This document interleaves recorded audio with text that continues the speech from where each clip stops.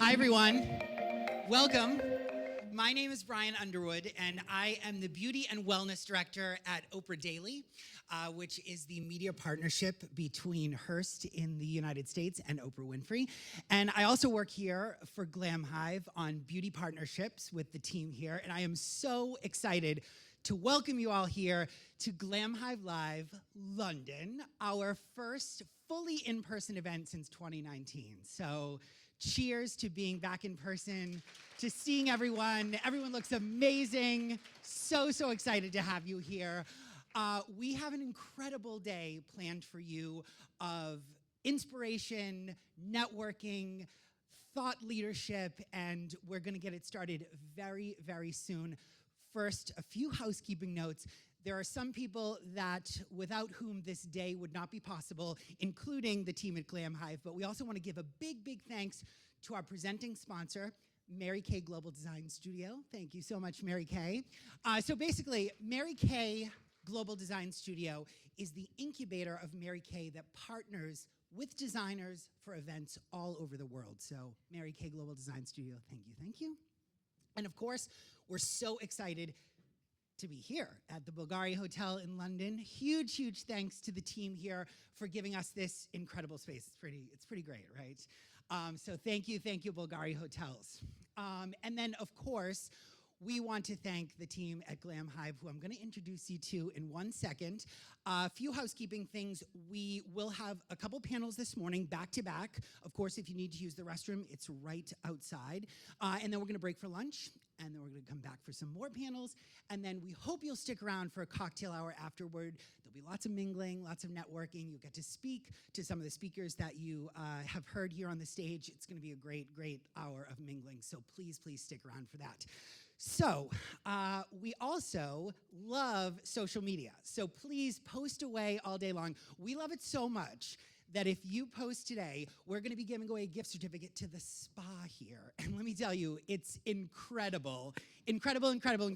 So post all day, use the Glamhive tag at Glamhive. Please also tag Mary Kay Global and hashtag us at Glamhive Live.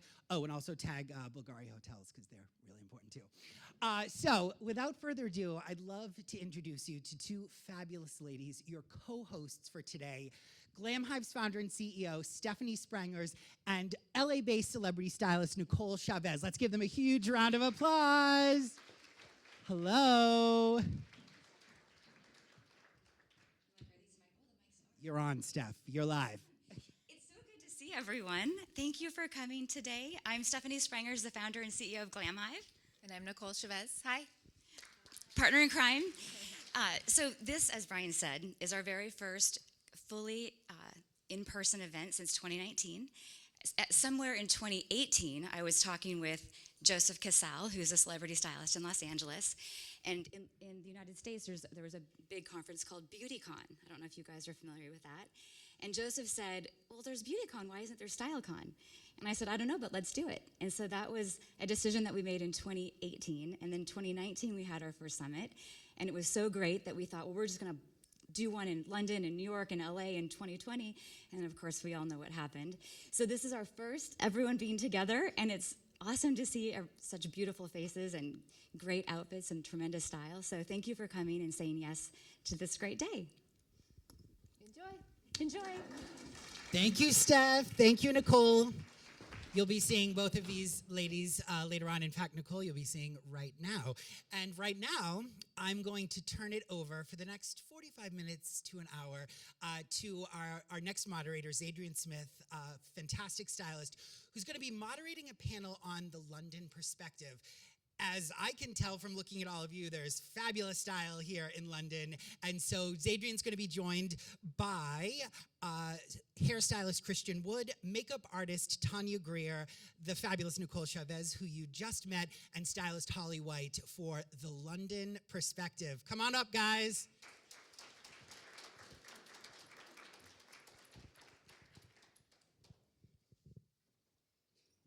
Adrian, I pass the mic.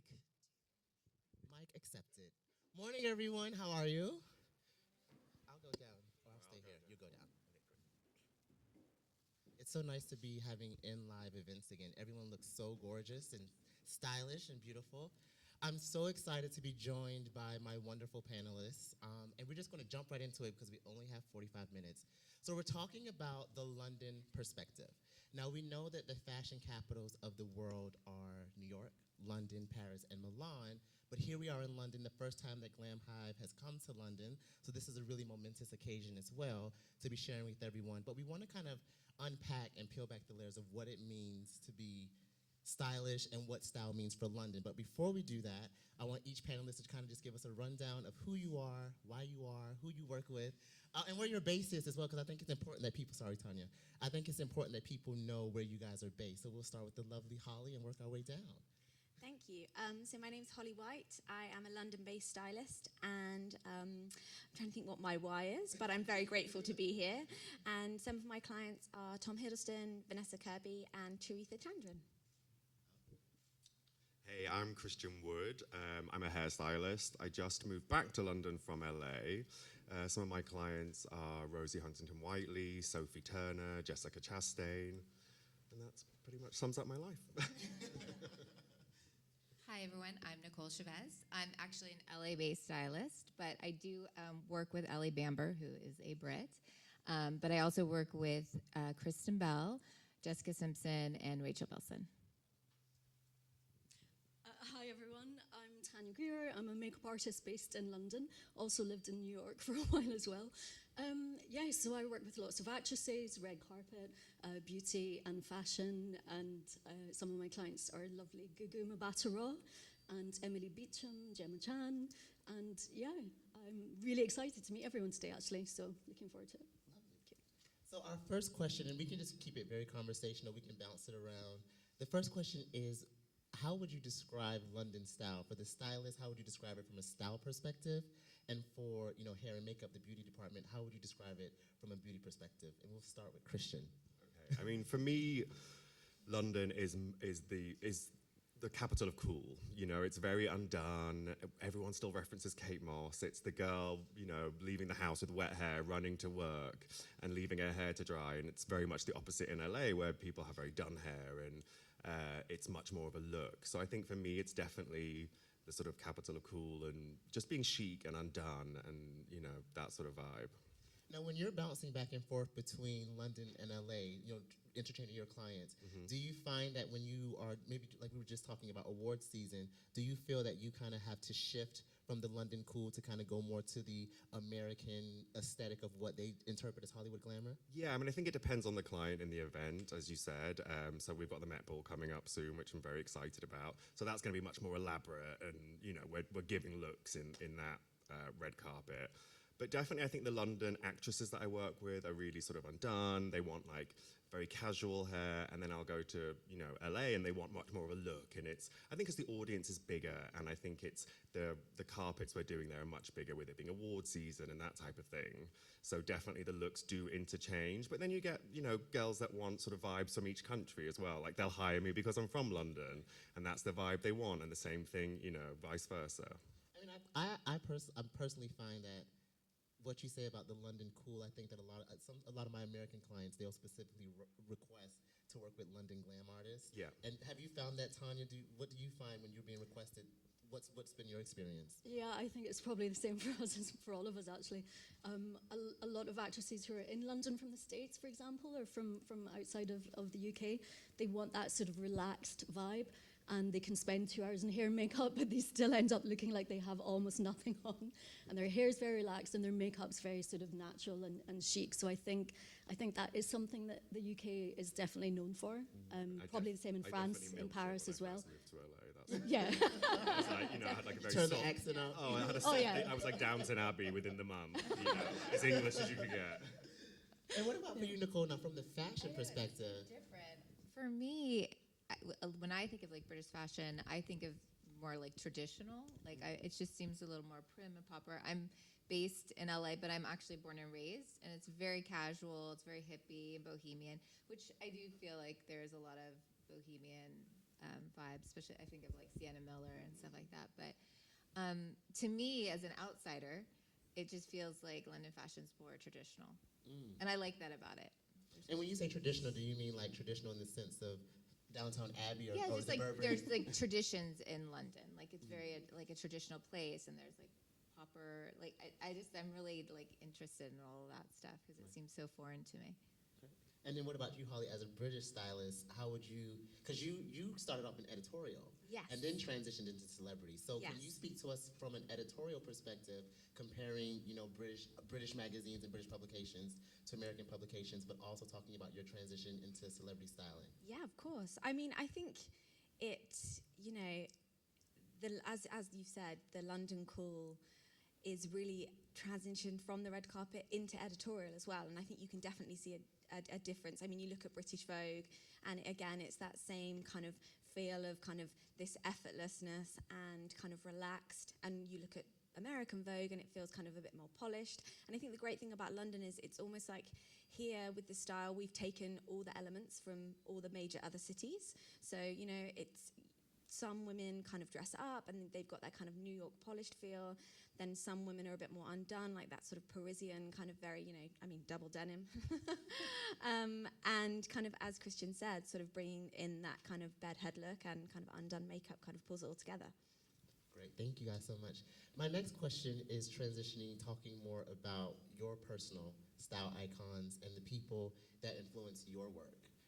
I think this is often a question that our talent probably get asked, but when you guys were establishing your careers, what was London a place that you were looking to for influence, and who are some of your personal style icons as well? We'll start with Nicole.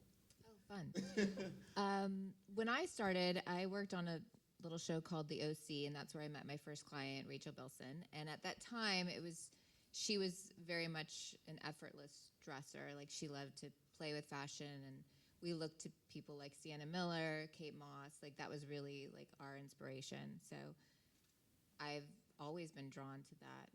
And I think of those girls as style icons for sure.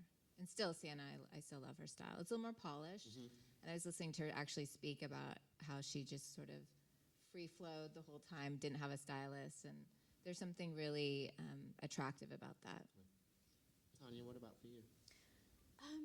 I mean, I think in terms of icons in London, for me, I always think of the makeup. You're probably the same as well. I mean, yes, I look at the fashion, but things like Twiggy obviously springs to mind, such a British icon. It's old school, but it still works. And then you look at sort of Dior shows a few years ago where they were doing this sort of Twiggy eye and the lashes and everything. So, those things will never grow old. They'll always come back, and they'll just be rehashed in a slightly different way. So for me, it's Kate Moss leaving her 30th birthday party with the smoky eye and the sequin dress and the curly hair and things like that. I mean, to me, that's British. And then you've got the other end, which is Spice Girls, which is, you can't not mention the Spice Girls. But in terms of icons and style, I think just looking around London's inspiring as well. To me, you've got little pockets, and the way they dress in South London's totally different from North London, for example. So, it's just very eclectic, and I love that. What about for you, Christian? I mean, when I grew up, it was the early 2000s, so that was like the worst era to me of like hair and makeup, and styling. So like, obviously, I wanted to be the sixth member of the Spice Girls. So there wasn't a lot of aesthetic going on there. It was very easy to create. But from a young age, I loved period dramas, and I loved like the history of fashion. And I think, when I started my career in hair, I definitely was enticed by Hollywood because I loved old Hollywood movies and all the fabulousness of that, and especially period dramas that are set in England with the like insane hair and makeup that you see. So I think from an early age, it was the aesthetic of just being over the top and like super glamorous and sort of, maybe the London cool girl wasn't quite for me, but I respected it, and sort of, that was an important part of working. But I definitely loved the drama that you could create with hair and makeup, and especially brands like Westwood. When I grew up, like Vivienne Westwood was like it. That's all I wanted. And I think, watching those shows growing up with like really creative hair and makeup that was like weird and it didn't make sense and it wasn't necessarily pretty, I think that's a very sort of London aesthetic of not always having to be beautiful, but being sort of creative and inspiring. I think what you said about Vivienne Westwood is very important. I think from a style perspective, if you think about designers like, Lee McQueen or John Galliano, Medem Kirchhoff, like all of those brands also packed a certain cool that I think American designers or even Italian, French designers are kind of in their own league, but I think between American and Italian designers, the London designers for a while, London was the pocket that the editors came to for creativity. Holly, could you talk a little bit more about the editor's gaze on London from a creative perspective? Yeah, I mean, I think in London, the London designers take maybe more risks. And I think that with British editorials, you find yourself looking at a lot of things and thinking sort of, oh, does this work? Okay, now I get it. And I think there's so much kind of beauty in that. It's very unexpected. And I think that's the thing that I just love so much about London designers. Every collection, even if it's, you know, a designer that's been around for 20, 30 years, it always surprises me, and I love that. I think it's really exciting. And what about inspiration for you? What are some things that inspire you and some of your style icons? I am the world's greatest people watcher. I could sit and prep for hours and just watch people walking down Portobello Road or in East London. You know, I think that the British sort of street style is, for me, the most exciting in the world, ultimately. And so I draw a lot of inspiration from that. You know, I'm always wanting to ask why. I mean, if I could run up to the people in the street and say, why did you put that together today? You know, what about this look kind of makes you feel confident? Because ultimately, that's what we do. We're making our clients feel confident. We're creating beautiful pictures to give people, you know, enjoyment and happiness. And yeah, I think sort of going back to your question about style icons, for me, not just British street style, but also someone like Lauren Hutton. I just love, you know, I'm a huge fan of tailoring. And Zoe Kravitz has my heart at the moment. She can do no wrong. So, yeah. Now talk to me about weather. Weather. You cannot have a conversation about London without addressing the weather. I always say that, you know, I kind of bounce between London and LA and New York, and I always say that if London had LA's weather, it'd be the best city in the world. No one would live anywhere else. No one would live anywhere else. Yeah. How does weather influence the work that you do, Tania? Okay, perfect example. So a few years ago, I was in Cannes with Emily Beecham, and who happened to win Best Actress about a week later, which was incredible. And it was the premiere, and it was a beautiful morning in France. It was lovely. But there was that hint of sort of drizzle in the background, you know, and I'm looking at her skin, I'm looking at the hair, and I'm thinking, okay, hair's definitely going to be windswept. We know that, because that's the look. So the rain, I think I'm just going to go back in and do a few specific little tweaks, you know, that you do, little tricks that makeup artists have to kind of set the skin without too much powder and sort of thing like this. And for the, you know, she went to the red carpet and looked great. And the rest of the day I was just thinking, oh, please, like, please don't rain, please don't rain. And it did rain for a few minutes, but it was that sort of, just that drizzle. It was just enough to get away with it. But we are constantly worried about the weather here. You know, they leave the hotel, they leave the room, and they look incredible. And then who knows what can happen by the time they get out that car. You know, whether it's 15 seconds of monsoon or something. There's that 5 seconds of checking Getty images, and you're like, please, God. Yes, yes, yes. Don't smudge your lips. Don't smudge your lips. You know, and it's just that kind of panic for a millisecond. So you definitely have to know the tricks, pull the tricks out the bag for the weather here, for sure. And what Absolutely. about hair, Christian? Because hair is... Yeah, I mean, one story that sticks out the most to me was early on in my career doing Jessica Chastain for the BAFTAs. And I was pretty young at the time, and I was like, I finally made it. I'm doing Jessica Chastain for the BAFTAs. And I was like, I hope she lets me do like old Hollywood hair on her, because that's my thing. And she did. And I think she was late off a plane from New York, and we had 35 minutes to do her glam and dress her for the BAFTAs. So we like her look amazing, it's brilliant. I'm like, God, I'm amazing. And then I see her on the red carpet, and she's like got her arms up, and she's looking up at the sky, and it's starting to snow. And I was like, oh, cool, that's gorgeous. Like, just thought that's an amazing moment. Posted the picture of the snow, right, run to the TV, put the BAFTAs on, and I'm like, why is her hair tucked behind her ears? Why is it wet? And basically all the snow had like stuck on her hair and then just melted in. And she was up for a BAFTA, and part of me was like, I really want you to win, but please don't go up on stage, because everyone's going to see that bad hair that it's wet. So you're constantly fighting elements like that. But it's a story that me and her still talk about now, and it's a memorable moment. So as much as it can be disasters, it's also, there's a kind of craziness in the weather here that kind of makes the moment more intense and more memorable. Right. Now, Nicole, you do beautiful work with Ellie, and so sometimes when you're probably in LA in the sun and having to think about the weather in London, how do you approach that? Like, what's your approach I know, to because styling? we have been remote. Most of my styling is done remotely, so you know, it's a lot of last minute. Do you have a coat? Do you have something? But I think having her like live here and be here, she knows that her elements and knows what to work with. But yeah, it's completely different in Los Angeles. Like we don't have to deal with the elements like you guys Even do. having sun on a red carpet, like it makes a big difference to how great someone looks when it's grey here and there's no light and you know. I do remember putting her in this beautiful LA Saab dress, and then it was. I looked at the photos, and it was pouring rain, and it was just the whole hem was just ruined, and I'm like, oh, like that kind of stuff just doesn't happen in LA, but I guess it happens here quite a bit.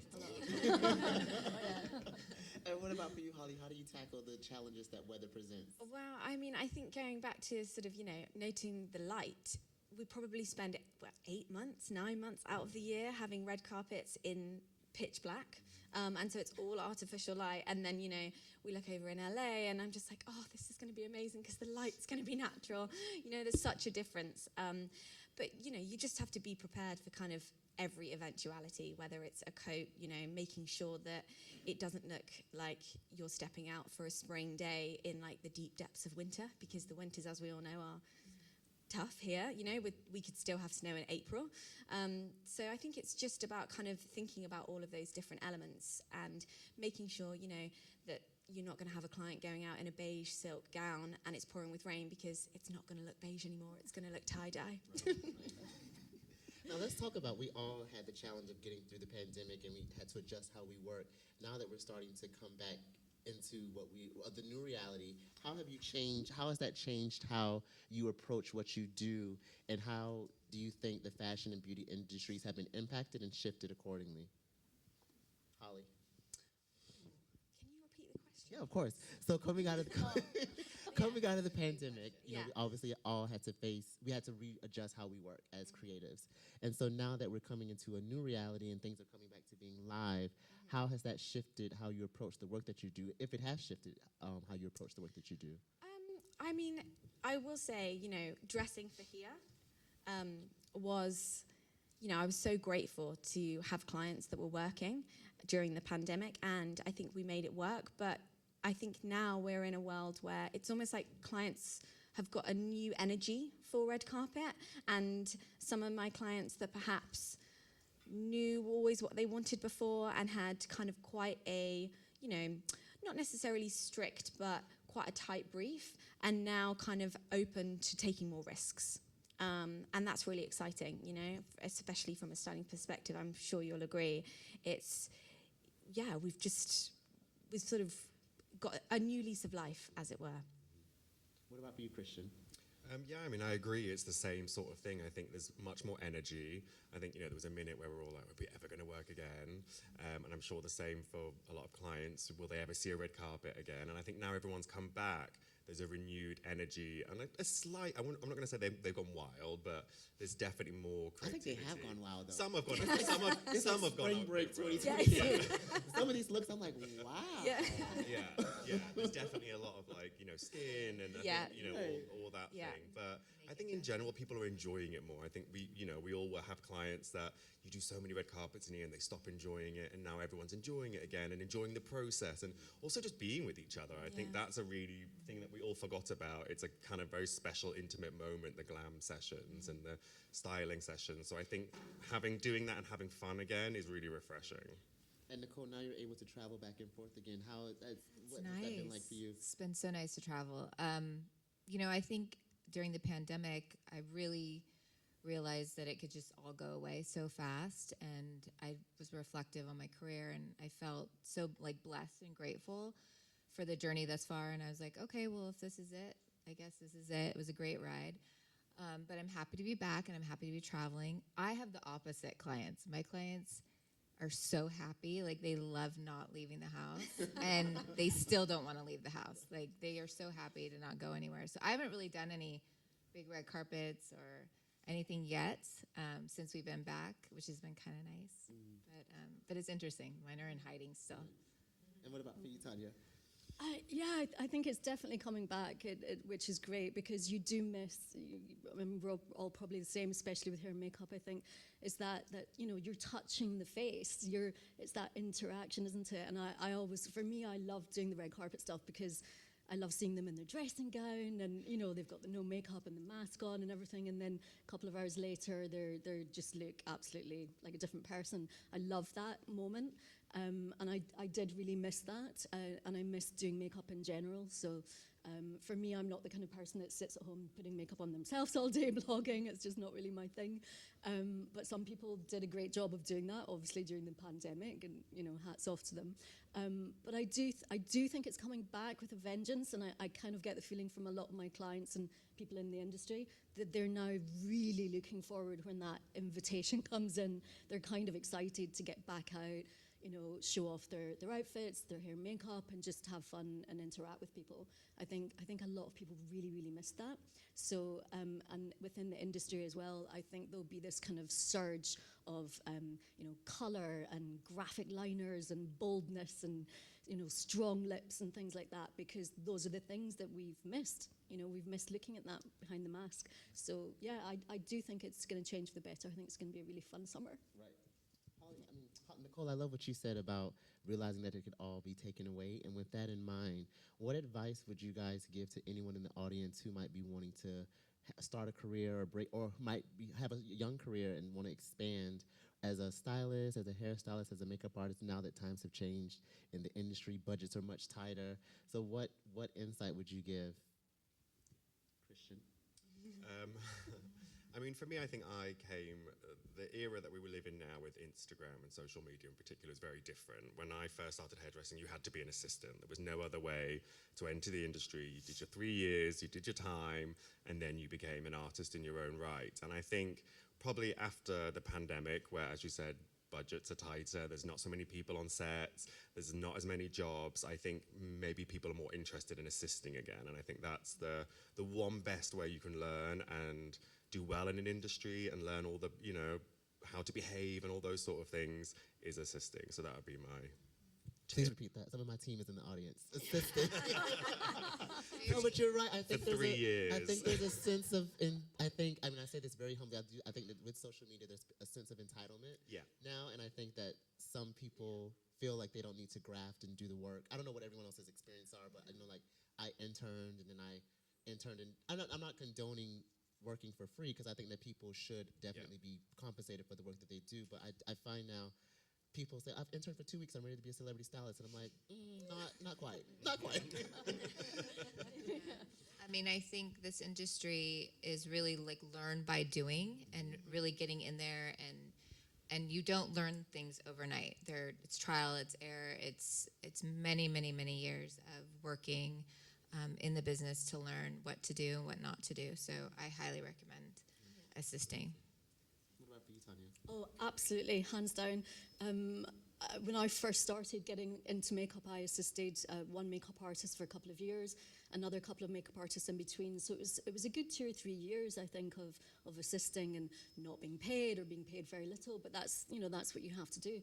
And then when I had my first assistant, she said to me, which was so sweet, she said, I've learned more in 2 weeks hanging out with you on set than I have in 2 years of college and courses, and I can't believe this is what it's actually like. But the important thing is the etiquette. That's so important. Sometimes you just have to zip it. You don't talk to the client. You stay in the background as assistant. You have to be there when the makeup artist needs you or the hairdresser needs you. So those things are invaluable, and they don't really teach you that at college or courses. So you have to assist. I mean, even if it's minimal a year with a couple of artists, just to get your sort of, find your rhythm, find your style. Maybe you copy their style, maybe you don't. I mean, it's invaluable. And Holly, what do you look for in assistants when people are assisting you? I would say someone who is enthusiastic and keen and is a yes person. Some of the assistants that I've had, I mean, they're running out to grab their own lunch, and they've got, offered for everyone else, and they've come back with the biggest smile on their face. I remember when I was at Vogue, I mean, sort of going back to what Tania said, I was at university for 4 years. I studied fashion business. I had a year out, and that's actually how I met Nicole, because I was at Glamour for 6 months, and then I thought, do you know what, I want to go to LA, and I hustled, and I emailed probably about 30 stylists, and Nicole was the only one that came back to me.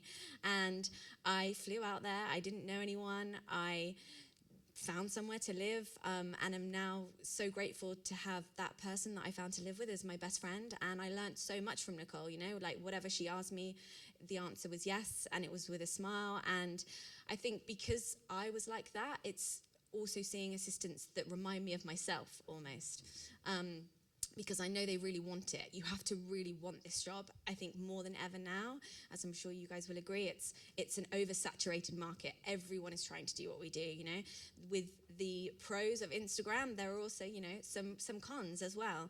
And something else I would say is just be open. Like, don't be afraid to try, you know, everything and anything. If you want to be a stylist, there are so many places that you could be a stylist in. I mean, just as an example as well, like, as I say, I went to fashion business school, but before that, I'd interned at like River Island HQ and tried out merchandising, and then the year after, I spent a summer at H&M in the buying department, and then it wasn't until I finally went to Vogue that I thought, this is where I'm supposed to be. This feels right. This is my why, going back to your very first question. And it just felt right, and I'm so grateful to have had that experience, because I think it just really made me know that this is what I wanted to do. And then that just, you know, you just grow from there. And not to reveal, oh, sorry, Nicole, you go. I was just going to say, for the record, Holly was by far the best assistant I ever had. I'll pay you later. And seriously, and she brought so much joy and enthusiasm to work every single day.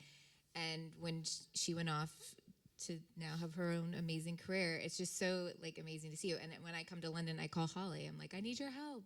So it's great. It's amazing. I'm really proud of you. Oh, thank you so much. I mean, it's so lovely to have that relationship with your peers too, you know. And I think that's something that's very special in London too.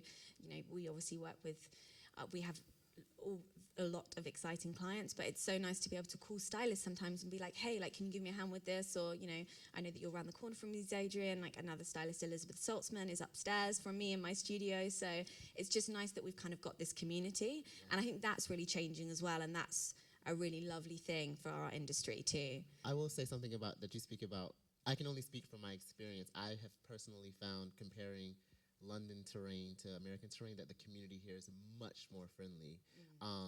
Like, you know, I was excited to meet Nicole, and I was excited to meet you today as fellow stylists, because I think there's just, I don't know, I think in London there's not that American competitive edge, because in America it's very competitive, and I think that here it is just more about the artistry of it, and I think it's more about, don't get me wrong, it's a business here as well, but I have found, like you were saying about, I call Elizabeth Saltzman Mama Saltzman. Yeah. She's taking me under her wings. I have found that that's been the experience here. Maybe that might be something special. But I want, without revealing anyone's ages, I think that sometimes people often think that we are overnight successes. But can everyone just kind of say how many years, from the time you started assisting to where you are now in your career, how many years have you invested in your career?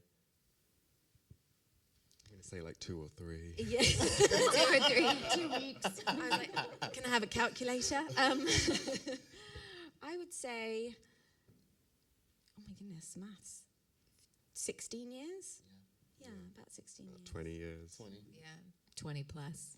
It's about 18, yeah, a few years assisting, and yeah, about 18 years, yeah. 2 years for me. No, it's 12. I'm going to open the floor for some questions now. Thank you guys for being so generous with your answers. I think we have time. I don't have a clock, so just tell me when we have to stop. But does anyone have any questions for any of the panelists? And just stand up and say your name, and I'll jump down and give you the mic. Hi, I'm Brogan. Thanks for your time today. 2 questions. So I'm a Londoner, South Londoner. Firstly, thoughts on how music impacts fashion. I think that's really specific to London. And the second is about drag. Obviously, drag's taken the world by storm in recent years. So what are your thoughts on the impact of drag as well? Drag and music. Which one do you want to pick? I I mean, I definitely think drag has been a massive influence even in our side of the industry. I think you can't not love it. And I think, especially in the last 10 years where makeup has become much more impactful and much heavier. And, I know we reference the Kardashians and that sort of thing, but it's part of the genre now. And I think it comes from drag culture. And I think it's kind of amazing to see it intertwine between both markets and sort of just how fun it is. And it's the thing of just having fun with hair and makeup and clothes, as well as being, yes, it's a business, but that's what it was made for. It was made to make you express yourself. Yeah, and when I think of music, I immediately think of the Spice Girls. I think Which one? Which one? I mean, LBD, VB has my heart. That was Jerry. Who were you? Who was everyone I was else? Ginger Adrian? Spice. I'm definitely Victoria Beckham.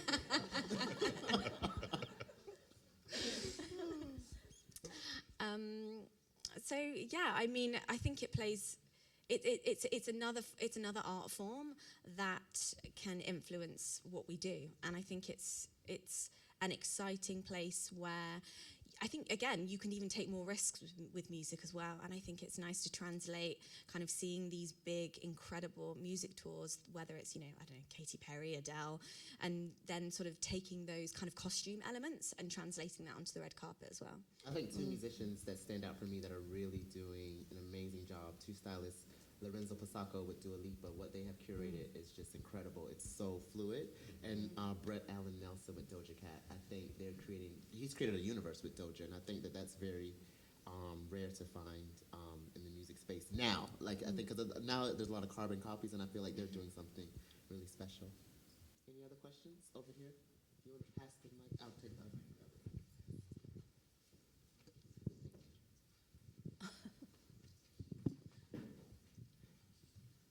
Good morning, all. Thank you for having us. My name is Joy. I'm the creator of Potential You Personal Styling. I've been in the industry for 14 years, trained at the London College of Fashion. I know you mentioned about collaboration and people in the UK being a lot more supportive. I personally haven't found that as a stylist. I work with women, helping them with their kind of lifestyle wardrobe, work, social, weekend wear. What advice would you give for somebody that would want to collaborate with maybe celebrity stylists or collaborate with other stylists? Because I found that it's quite isolating at times. So any advice that you can give I think that's an regarding interesting that? question because so the way that my business is built, I have a business partner, Sarah Edmiston, and we have 3 legs to our business. We have celebrity, private clients, and consulting. Yeah. I think that for a very long time, there was a line of demarcation between a private client stylist and between a private client stylist and between a celebrity stylist. Yeah. And also between an editorial stylist. There was a time, I worked at Vogue as well, where we looked down at celebrity stylists and we thought that, being a celebrity stylist was a cop-out if you couldn't become an editorial stylist until we saw those budgets that celebrity stylists were getting. And if you look now, there's a lot of celebrities, like Carlos Nazario, an amazing stylist, is now doing I think he's doing Kim Kardashian and Bella Hadid. So I think that there's a big transition from editorial stylists doing celebrity stylists, but I think that the overlap from a celebrity stylist to a personal stylist, I do think that that's still a big gray area. Yeah, I it think is. that there's going to probably be a lot. I think that we've all had to think outside the box. The pandemic forced us to think outside the box. I would have styled anyone over the pandemic. Call me, whatever you need, call me. And I think that pressure, like you said, it forced us to really think about how can we expand our business, because the business is oversaturated now and looking at other legs. So my advice to you would just, like Holly did, just reach out. And you can reach out to 30, 40, 50 people. At least one person is going to reply. And just know that even for us as stylists, when we're reaching out for jobs, we're competing against other stylists, and we might reach out for 10 clients, 20 clients, and you hopefully get one that'll take you through a season or just kind of keep you going. So it's incredibly competitive. Is that reaching out to other stylists that style celebrities? Well, or I to guess celebrities? I would ask you a question. What are you looking for specifically from a collaboration? I think just to, like a bridge in a sense. Like you said, the gap between personal styling and celebrity styling is quite big, and I completely agree. I feel like they're two different worlds. They are. How do we bridge that gap? What's your advice in that? Because it would be nice to take it to another level. I mean, I think that's what I did over the pandemic. I found Sarah over the pandemic, and she is more of a personal stylist for very high-end clientele. And we sat together, and we were just like, what if we fused our business together? Because I'm more celebrity and editorial, and our business is we've only been partners. It'll be 2 years in July, and the growth has been incredible. And I think the things that we've been able to do has allowed our business to evolve. So I think if there's a celebrity stylist whose work you respect in London, reach out to them and present it as a business proposal. You never know. Brilliant, thank you. You're welcome.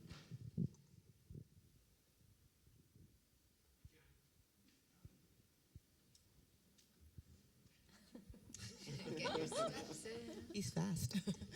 Hi, my name is Asia Aniwanu. I'm actually from California but living in Rome. So I have a question, it's twofold. So the first one actually just to piggyback off of your first comment that you said in terms of the market being saturated. So what do you guys think is possibly to kind of differentiate yourselves from other stylists? Like what are some of the things that you guys like to do to differentiate yourselves? And also the second question is, are you guys open to working with, or how open is the market to working with, for example, up-and-coming designers? I know everybody likes to do Valentinos and the Gucci's, etc. But do you guys see a pathway towards working with more up-and-coming, or for example, local designers? I mean, one of my favorite things to do is to find and research up-and-coming designers.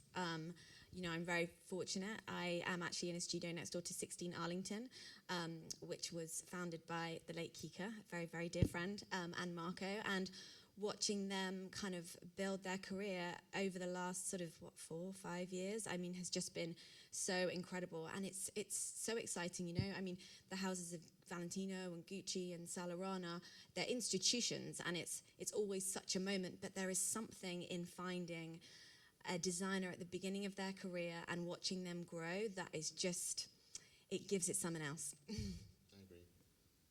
I think I would just say to that with the question about supporting emerging designers, I think a lot of stylists are actually, like you were saying, we look for new designers because it does, I don't want to say it becomes boring because you definitely want to have the luxury kind of playing into what you do, but you're right, it's Valentino, it's Gucci, it's Vuitton over and over. I think if you look at just as a person who built their career over supporting emerging designers is Zendaya and Law Roach. Like he built a career when no one would loan to her off of supporting emerging designers. The problem that I personally have is because we still have to answer to publicists and managers is sometimes with the emerging designers, the quality is not there and we cannot sacrifice the presentation of our client for the sake of supporting an emerging designer. So my advice would just be to, you know, instead of trying to push a collection out so soon or so quickly, is take your time. Maybe it's a 6-piece or it's a 4-piece capsule collection, but if the quality is there and if the craftsmanship is there, you'll have a better chance of getting it placed on a red carpet for a client.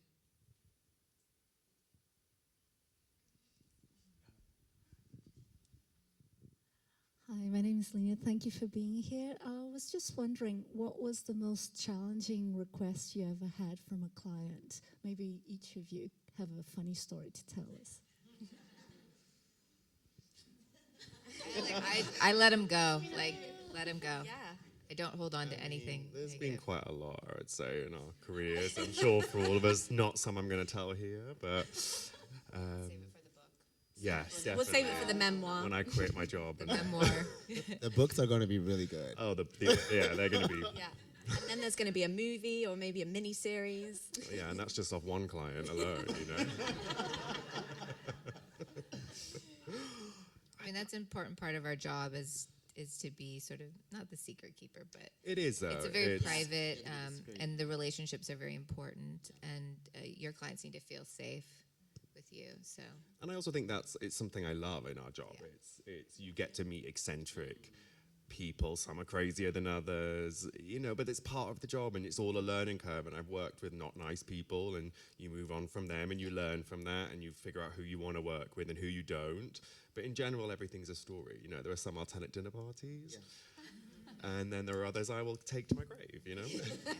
Ask that question again at the end once we've had a glass of wine. You might get some answers. Yeah.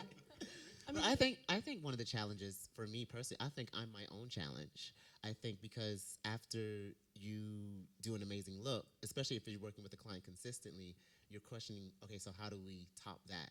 And then what I've become comfortable with now is what you said. I just let it go. That moment is done, and this is a fresh moment. This is a fresh carpet. Try not to think about what you just did. But sometimes some of your clients are spoiled for choice because if you've just put them in a Gucci look, and then the next event, Gucci doesn't want a loan, and all you have is, I won't say a designer because I don't want to discuss, but like if you have a designer that maybe not on the same threshold as Gucci, the challenge now is yourself, and you have to figure out how to make your clients still feel satisfied in that look that may not be at the scale that they expected. I was going to say too about the designer, you're competing as a stylist for a handful of dresses, and there's many, many actresses that all want the same piece. So it's hard to actually get what you want. And a lot of it's out on editorial, so it's different. You know, when you're talking about the Guccis and the Chanels and all of that, you got to really look to the emerging designers so that you have more options. I'm going to get her and come right back. Hi, my name is Valerie. I'm from East London. I wanted to ask the panel, how have you personally used social media to garner exposure and also to gain new clients? I can talk about that. I had a leap into more social media because of the pandemic. It was something that I used to just post my clients' work. I never really posted a lot of my own personal stuff. And during the pandemic, I was so bored. I was like, I have to style myself. So I would get up every day and put on an outfit or do something creative for my outlet. And it started sort of my own friends were like, oh, I enjoy seeing what you're wearing. And it became its own thing. And so now I've put a lot more energy into my social media. I've definitely gotten more private clients than I have celebrity, but I actually really enjoy styling private clients. So for me, it's been a blessing. And I actually like to use social media as a way to mentor or teach, because I feel like as stylists, I'm sure you guys, we all have all the tricks of the trade and things that we've learned that we take for granted. And I love to be able to share those things with other people. And social media is a great way to do that. I mean, I think it's a love-hate thing with Instagram. I think, you have great times with it, where it's a very powerful tool, and then you have times where, maybe it's not so great, and I think everyone's in that same boat, and I think the more people you talk to, the more you realize that everyone has that same relationship with Instagram. So it's kind of knowing or whatever other social media platforms. So it's just kind of like knowing your limits, what works for you, knowing that what you put out there isn't going to work for everyone else. Some people will love it, some people will hate it, and it's kind of the more ease you have with that, the sort of more enjoyable the process is, which therefore generates more business, I would say. I think I selfishly kind of use, my therapist actually helped me get to this point because I was very averse to social media in the beginning. And I selfishly use I'm not a TikTok person yet, I'm going to learn. But for Instagram, I use it as my diary. And my social media is about a relationship with myself and not a relationship with the public. And once I did that, it allowed me to shift. Like, sometimes, you get your trolls. And now, if there is a troll, if there's somebody that does that, I just completely just delete it quickly because it's not about them. It's not about what they think. It's about me being able to use that moment as a time capsule for me to look back on in the future. And also, not to be morbid, but one day when I'm not here anymore, that's kind of my legacy. And, I think that I treat it more as a personal thing and less as something that I'm doing for the public.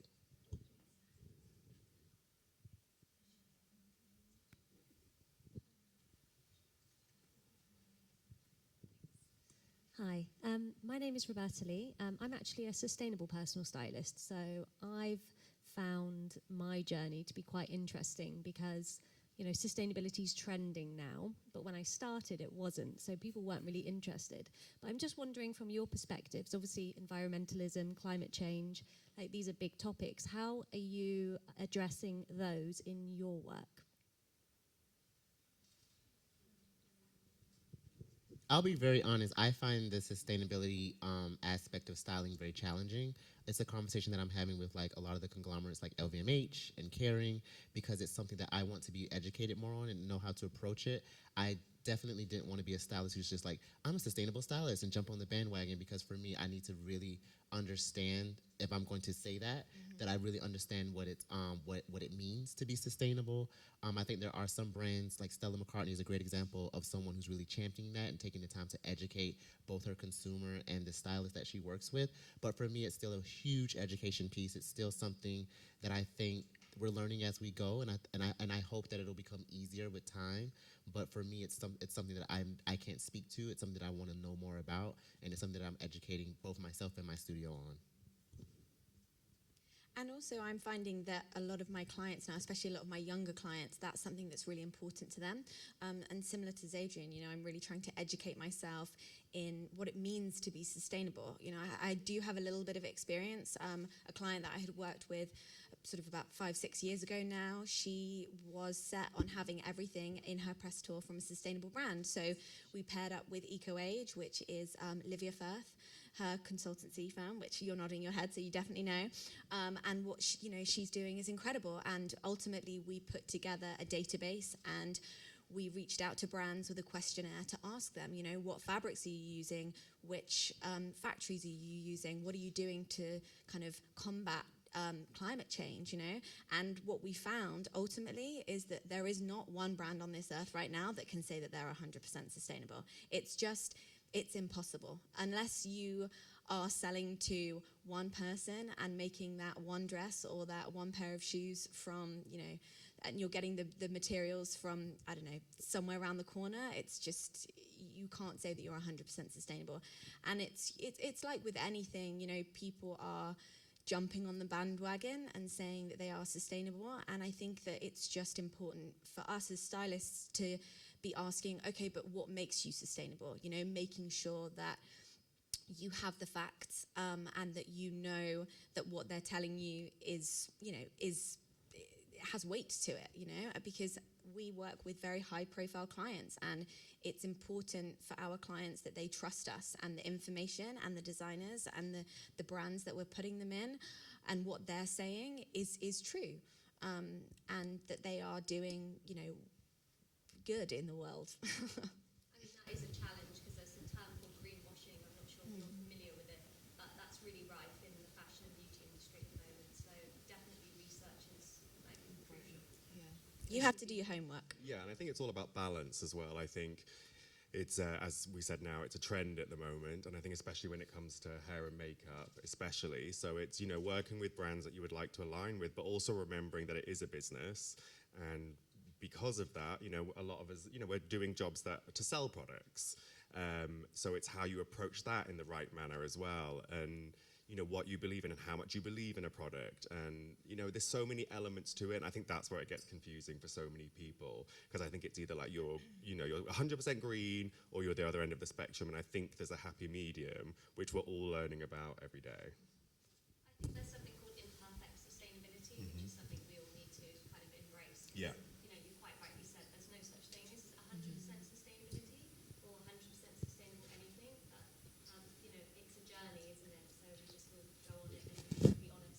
Yeah, I was going to say, I think it's important just to be conscious of it.